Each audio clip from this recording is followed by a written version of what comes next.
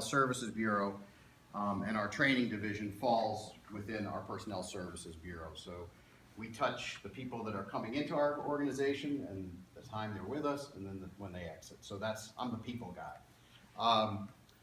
Thanks again to the folks from the schools. This really worked out to be an awesome partnership.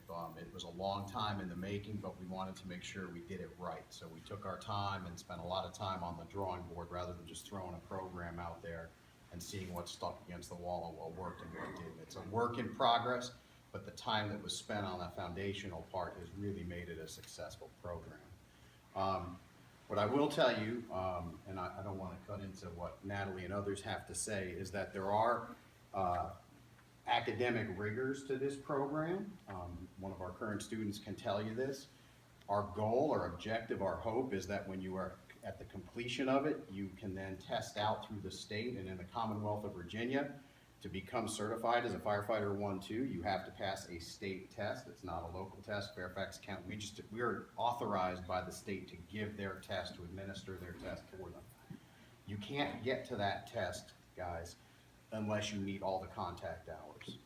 So I was in high school once, 200 years ago, and I knew you could miss a class here and there. You can't really miss classes here. You need, because we have no discretion on your contact hours for the state content. So if you don't have the contact hours, you can't get to the state portion. Doesn't mean you won't get the school credit, but we can't get you to that Commonwealth of Virginia Firefighter 1-2 test out process. So keep that in mind as you look into this, because it really does require a commitment on your part that's over and above perhaps some of the other academic stuff you have and elective stuff back at school. I'm still waiting to see the first Centerville Wildcat here.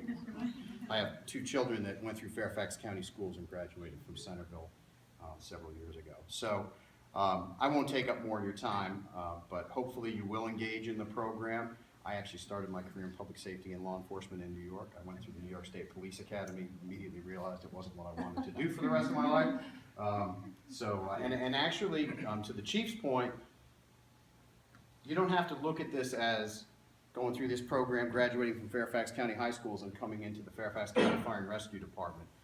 I came into this career at 31 years old. When I got out of college, I went to law enforcement academy, decided it wasn't what I wanted to do, kind of sought around a little bit. I wound up going to law school. I still practice law. I've had my law degree since 1987, so had a sort of a second career at this. So you can always come back to it, is my point. Don't see it as you must do this ABC. There's always options for you. But it's great that you're doing it on the front end, and I wish when I was in high school in upstate New York, there was a program like this that could have given me this kind of exposure to something that I may have been interested in. Even if I didn't say, this is what I'm born to do at that point in time, because who knows what you're born to do, right?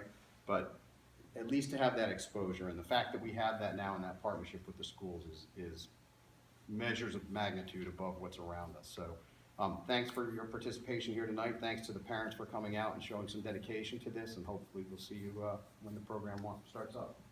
Thank you.